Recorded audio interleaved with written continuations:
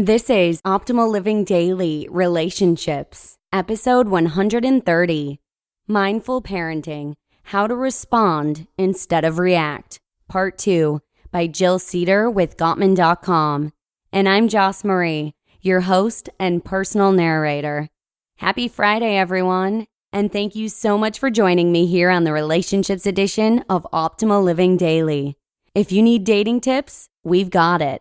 If you're looking for marriage insight, we've got it.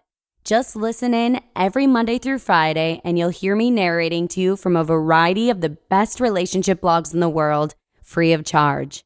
Today, I have the second part of a two-part parenting post by Ceder with Gottman.com. So, if you're new here, you'll want to check out yesterday's episode first to hear part 1, if you haven't already. That's episode 129. Also, I just want to give everyone a little bit of a heads up this month. For those of you who may be interested in our free book giveaway, make sure and join our mailing list before November 1st. The raffle is actually on the 1st of every single month, so you've got just a little bit of time left before the next giveaway. You can join right at oldpodcast.com. Good luck. And with that, let's hear today's post as we continue optimizing your life. Mindful Parenting, How to Respond Instead of React, Part 2, by Ceder with Gottman.com. Emotional triggers are feelings or judgments from your own childhood, which may arise when your child does a specific action, such as the following. Number 1. Your child behaves in a way that clashes with your beliefs. Example, your kid throwing food in a restaurant or grabbing all the toys in a store, which makes you feel embarrassed or shameful. Number 2. Your child's behavior may evoke a childhood memory and response. Example, your child not being on the academic level you think they should be, and you feeling like you failed as a parent because when you got a bad grade, your parent said it wasn't good enough. Number 3. Your child's behavior may evoke a traumatic state or event.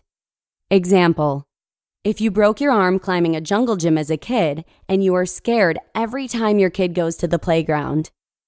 And number 4, your child's behavior activates the lens of fears and desires. Example, if one of my kids wakes up the other kid during the night, no one is sleeping and everyone is crying, and I fear I have no adult time and I've completely lost the old me now that I'm a parent. In order to feel a sense of control over your emotions, you first have to be able to recognize and anticipate what types of situations are likely to trigger hotspots and emotional responses in you. Kristen Race, PhD and author of Mindful Parenting, Simple and Powerful Solutions for Raising Creative, Engaged, Happy Kids in Today's Hectic World, states that there are key factors to mindful parents. 3 key factors to mindful parenting. Number 1. Notice your own feelings when you're in conflict with your child. Think about your most recent argument or a frustrating situation with your child. What feelings are triggered? Are you angry, ashamed, embarrassed? Try to experience your emotion or trigger as a wave, coming and going. Try not to block or stop the emotion. Don't push it away. Don't judge or reject it.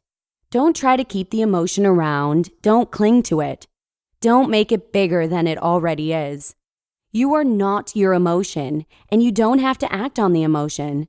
Just be there, fully mindful of it. Remind yourself that you don't need to blame yourself or your child for what happened. Next, try to see the conflict through your child's eyes. If you can't see goodness in your child during a tantrum or argument, think of a time when you felt connected with your child and responded with kindness. Try to remember that version of your child when you are triggered. As you go throughout your day, make an effort to notice when you start to feel anxious or annoyed. That may be a signal that you are being triggered. Once you figure out your triggers, you can move to the next step. Number 2, learn to pause before responding in anger. The most challenging and most important part of mindfulness is being able to find that calm space in the heat of the moment. We practice finding this space By focusing our attention on our body and breath, because emotions show themselves as changes in body or breath. When we slow down and focus on our body and breath, there is a physiological change that decreases our reflexive responses and increases the abilities of our prefrontal cortex. All of this leads to a calmer mind where you can find the space to sit with the emotion. When we are able to pause, we can experience the emotions as sensations in our body without fueling them by focusing on the trigger. In that space, we can remind ourselves to breathe and bring our thoughts back to the present moment, and then choose to respond how we want to and not react because we are out of control. Number 3, listen carefully to a child's viewpoint, even when disagreeing with it. Your child is going to act like a child. This means they won't always be able to manage their feelings. Kids are still learning how to regulate. Actually, so are most adults, and have different priorities than you do. Their behavior will push your buttons at times, and that is okay. The problem is when adults begin acting like kids too. If instead we can stay mindful, meaning we notice our emotions and let them pass without acting on them, we model emotional regulation, and our children learn from watching us. Learning to pause before responding takes practice, and our ability to control our emotions changes depending on what's going on each day. That is why self-care is so important. We can't pour out all of ourselves every day and never take the time to fill back up. Many parents feel guilty for taking care of their own needs. That is not selfish. It's necessary. Make yourself a priority, because the better you feel, the better you will be able to manage the frustrations that arise. It is important to learn how to help yourself and how to meet your emotional needs.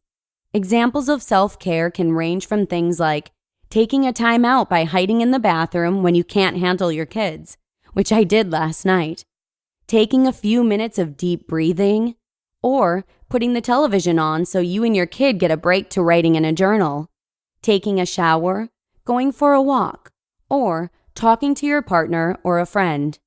And sometimes we can't catch ourselves in time, and we do react in ways we regret. In those moments, we can apologize to our kids after we yell at them, because we are still learning, and parents make mistakes too.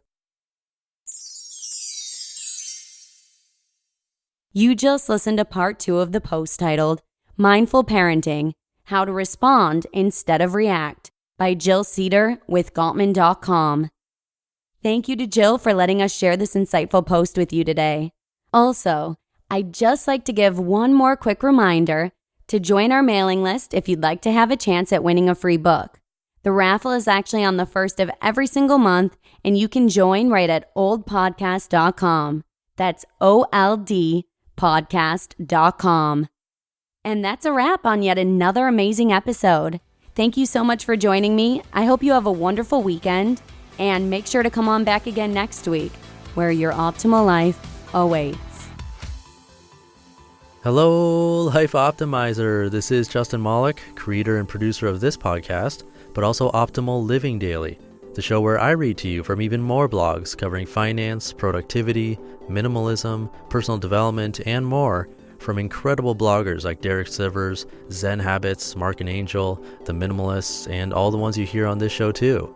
So if you enjoyed today's episode and like taking amazing blogs on the go, come on over to Optimal Living Daily and subscribe to that one too. And together, we'll start optimizing your life. You've been listening to Optimal Living Daily. Be sure to hit the subscribe button to stay up to date on each new episode, and head to oldpodcast.com. That's oldpodcast.com for a free gift, as well as more actionable tips and resources to help you maximize your potential. Thanks for joining us, and remember, your optimal life awaits.